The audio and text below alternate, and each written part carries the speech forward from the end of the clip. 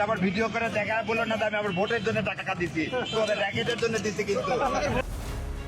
জামায়াত ইসলামের জন্য ঢাকা 15 আসনে ভোট চেয়ে প্রচারণার সময় ধারণ করা ব্যারিস্টার ASM শাহরিয়ার কবিরের একটি ভিডিও সামাজিক যোগাযোগ মাধ্যমে ব্যাপক আলোচনা সমালোচনার জন্ম দিচ্ছে। ভিডিওতে দেখা যায় রাস্তায় পান বিক্রি করেন এমন একজনের সঙ্গে আলোচনা করছেন শাহরিয়ার কবির। কথা শেষে ওই বিক্রেতাকে 1000 টাকার নোট দিয়ে যান তিনি।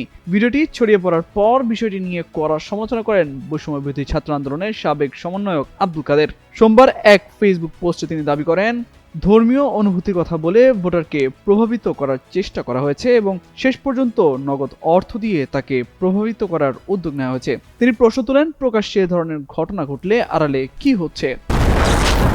হিউস্টনে রকিং টেস্টি, সীমানা ছাড়াও নিজেকে হারাও।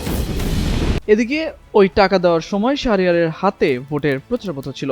ঘটনাটি গত শনিবার রাজধানীর মিরপুরে ভিডিওতে দেখা যায় ওই দোকানের কাছে শাহরিয়ার কবির জানতে চান ব্যবসা কেমন হচ্ছে। তখন তিনি উত্তরে বলেন মোটামুটি। সে সময় শাহরিয়ার কবির বলেন মোটামুটি কেন?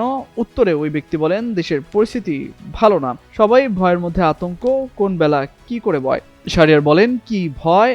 আমরা তো আপনাদের জন্যই। তখন ওই ব্যক্তি বলেন নতুন সরকার আইলে কোন যাইব। ভিডিওতে আরো দেখা যায় আলাপচারিতা শেষে শাহরিয়ার কবির সেখান থেকে চলে যাওয়ার সময় ওই ব্যক্তির হাতে 1000 টাকার একটি নোট গুঁজে দেন। যদিও পরে বিষয়টি নিয়ে আইনজীবী ASM শাহরিয়ার কবির নিজেই গতকাল সোমবার ফেসবুকে একটি পোস্ট দিয়ে বলেছেন মানবিক দিক বিবেচনা করে তিনি ওই টাকা দান করেছিলেন। সেখানে তিনি বলেন গত শনিবার মিরপুর এলাকায় ব্যক্তিগতভাবে জামায়াতের সমর্থনে গণসংযোগকালে একজন পান ও সিগারেট বিক্রেতার সাথে সাক্ষাৎকালে জানতে পারেন যে তার সারা দিন তেমন বেচা বিক্রি হয়নি। সবার সম্মুখে ক্যামেরার সামনে মানবিক কারণেই 1000 টাকা দান করেন বলেও দাবি তার।